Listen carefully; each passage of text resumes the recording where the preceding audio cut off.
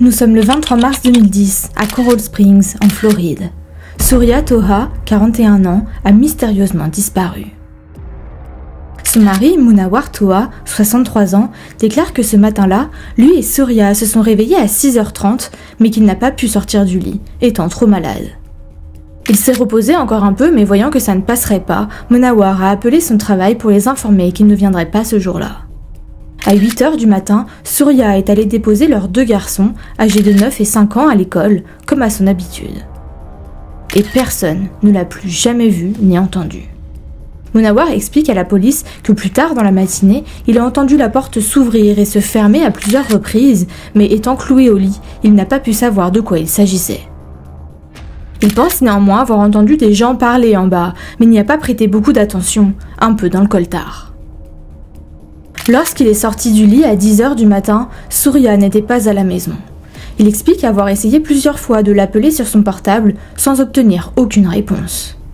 Bon, Surya gère beaucoup de choses à la maison. Elle est peut-être sortie faire des courses ou elle est allée voir une amie. Alors Munawar a contacté ses amis et voisins pour savoir s'ils avaient une idée de l'endroit où se trouvait Surya. Mais eux non plus n'avaient aucune information. Comme Surya n'était pas là et qu'il n'avait pas de nouvelles, Munawar a décidé d'aller chercher les garçons à l'école.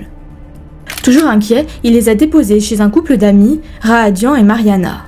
Mariana s'est occupée des enfants, tandis que Rahadian et Munawar sont montés dans une voiture pour faire le tour du quartier pendant 45 minutes. De retour chez eux, Munawar leur a demandé s'ils pouvaient encore abuser de leur générosité pour pouvoir continuer à chercher sa femme. Bien sûr, le couple a accepté, et Munawar est revenu chercher ses enfants tard dans la nuit.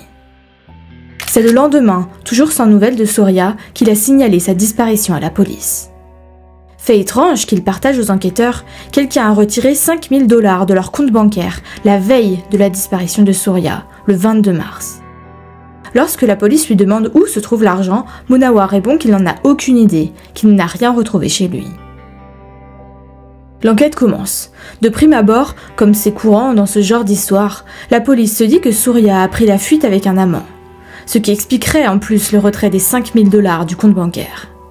Mais les amis et la famille de la disparue insistent sur le fait qu'elle était une mère dévouée qui aimait beaucoup ses enfants et ne les quitterait jamais. La première chose à faire dans ce cas, c'est de retracer les pas de Surya. Et le dernier endroit où elle a été vue, c'est à l'école de ses fils.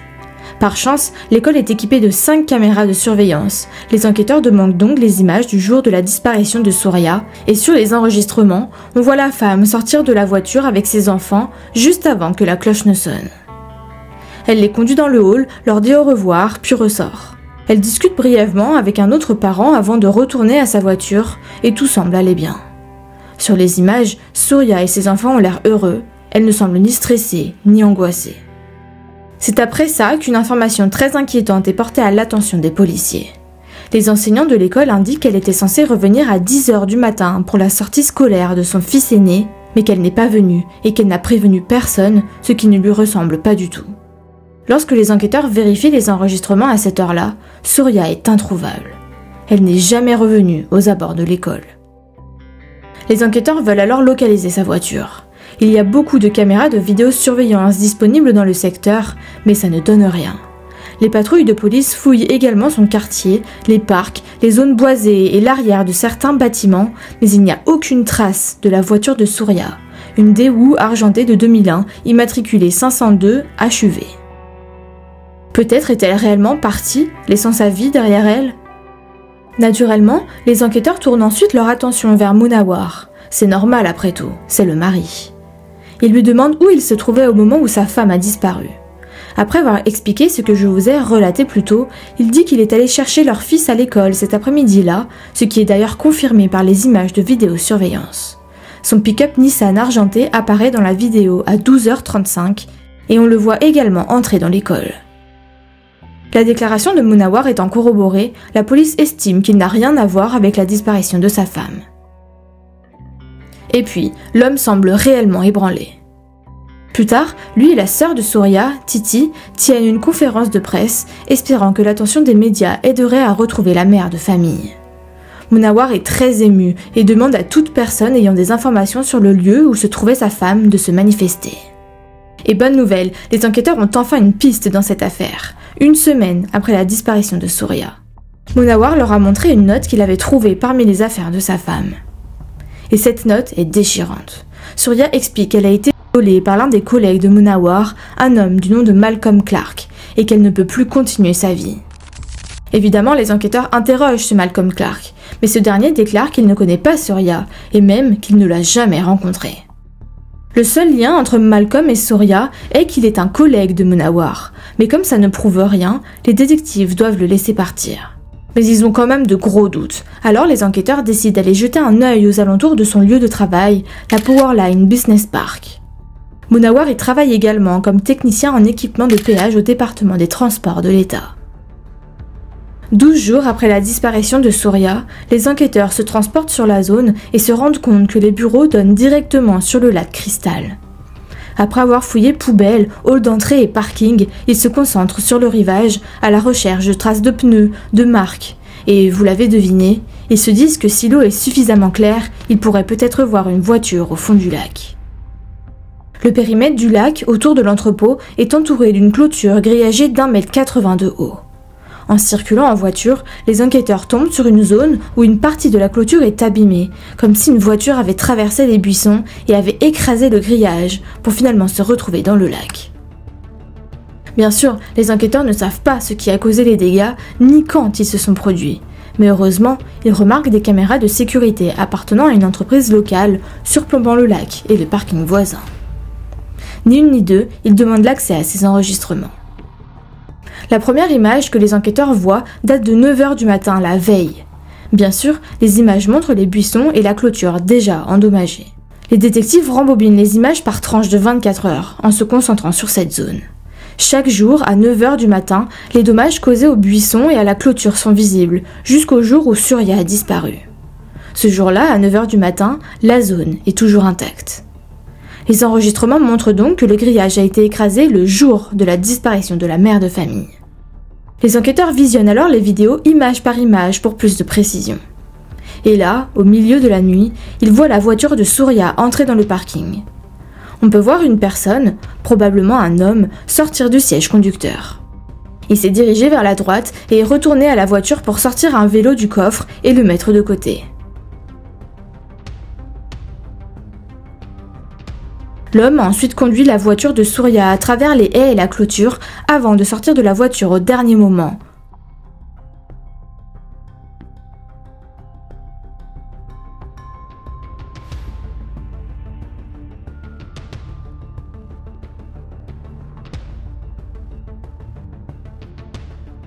Puis a regardé le véhicule pendant quelques instants alors qu'il s'enfonçait lentement dans l'abîme du lac. Une fois la voiture complètement hors de vue, il s'est éloigné, a pris son vélo et a pédalé loin de la scène. Les enquêteurs ne peuvent pas identifier l'homme à partir des images sombres, mais ils savent qu'il ne s'agit pas de leur principal suspect, Malcolm Clark. L'inconnu est beaucoup plus petit que Clark. Heureusement pour les enquêteurs, il reste des heures d'enregistrement après que la voiture soit tombée dans le lac, alors ils continuent de regarder. À 23h11, 9 minutes seulement après que l'homme non identifié se soit éloigné des lieux avec son vélo, une camionnette Nissan argentée apparaît dans la vidéo. Elle a fait demi-tour et repart rapidement. Et là, si vous avez bien suivi, vous vous êtes sûrement dit « Mais attends, la voiture de Munawar, c'est aussi une Nissan argentée, non ?» Munawar Toha devient donc le principal suspect dans la disparition de sa femme Surya. En attendant de pouvoir sortir la voiture du lac, les enquêteurs interrogent l'entourage de l'homme, et particulièrement Rahadian et Mariana Putra, le couple d'amis chez qui il a laissé ses enfants le premier soir pour soi-disant partir à la recherche de sa femme. Eh bien, ils racontent aux enquêteurs le déroulé de la soirée. Vers 17 h ou 18 h le 23 mars 2010, Munawar s'est rendu avec ses enfants à leur domicile.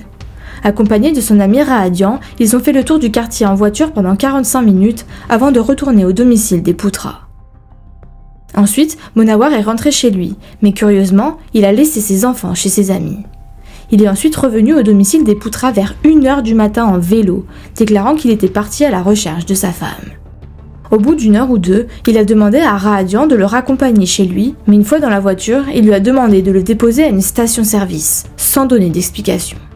Je n'ai pas de précision quant à savoir si les enfants se trouvaient avec lui ou pas pendant ce trajet retour.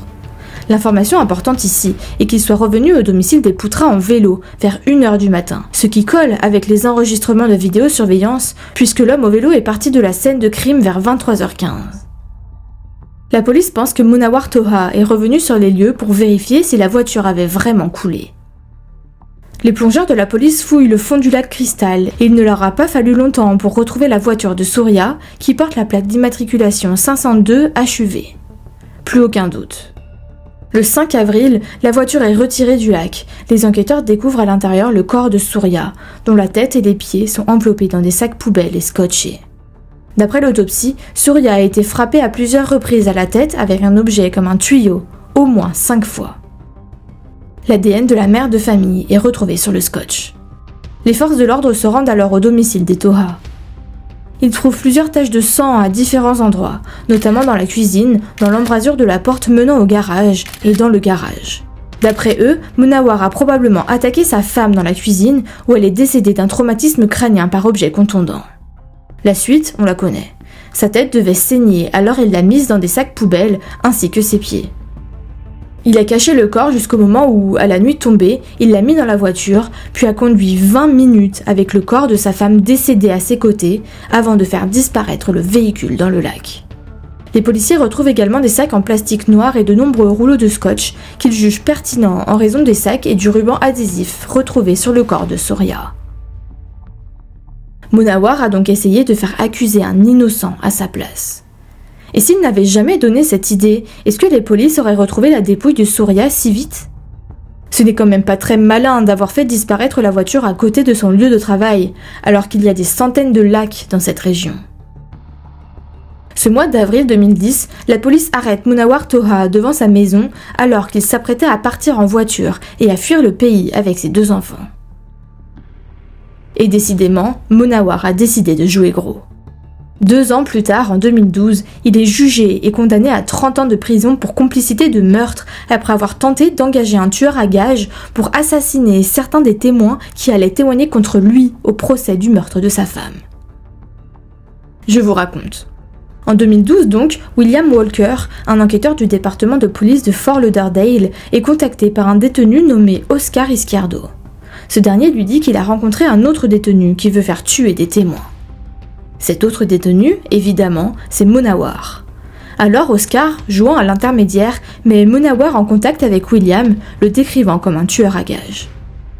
Durant ce procès, les enregistrements des conversations sont passés. On entend donc Oscar et William discuter, puis Oscar passer le téléphone à Munawar. Et devinez qui, dans les témoins, Munawar veut faire supprimer? Son couple d'amis, Rahadian et Mariana. Enfin, supprimé. Apparemment, il aurait demandé au début s'il pouvait plutôt être déporté. Dans un autre appel, Munawar donne les informations à propos des 2 autres témoins qu'il aimerait voir tués. Il s'agit de Betty Matthew, dont nous n'avons aucune précision, et de Ade Pnakovic. Ade est une vieille amie de Surya que Munawar lui interdisait d'entrer en contact avec. Le procès pour le meurtre de Surya commence en octobre 2014, 4 ans après le décès de la mère de famille. Il plaide non coupable. Bien qu'il y ait des preuves, les avocats de la défense ont de bons arguments. Il s'avère que les forces de l'ordre n'ont pas été en mesure de développer des pistes médico-légales à partir du ruban adhésif et des sacs trouvés sur le corps de Surya.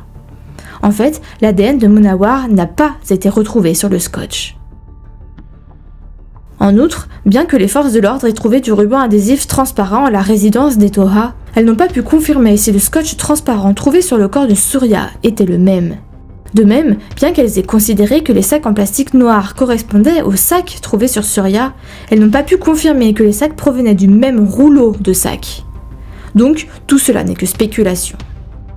Enfin, il n'y a pas de mobile. La raison pour laquelle Munawar aurait tué Surya reste un mystère pour les enquêteurs, bien qu'ils supposent qu'une police d'assurance de 150 000 $ pourrait être à l'origine du meurtre. Également, d'après eux, le jour où Surya a disparu, il est allé chercher ses enfants à l'école, alors qu'il ne le faisait jamais. Pour eux, cela prouve qu'il savait qu'elle n'irait pas les chercher, car c'est lui qui l'a tué. Alors d'après vous, coupable ou pas? Le 22 octobre 2014, Munawar Toha est reconnu coupable du meurtre de sa femme et condamné à la prison à vie. Apparemment, il n'aurait pas fait appel. Et c'était la très triste histoire de Surya Toha, une mère aimante de 2 enfants, sauvagement tuée par son mari.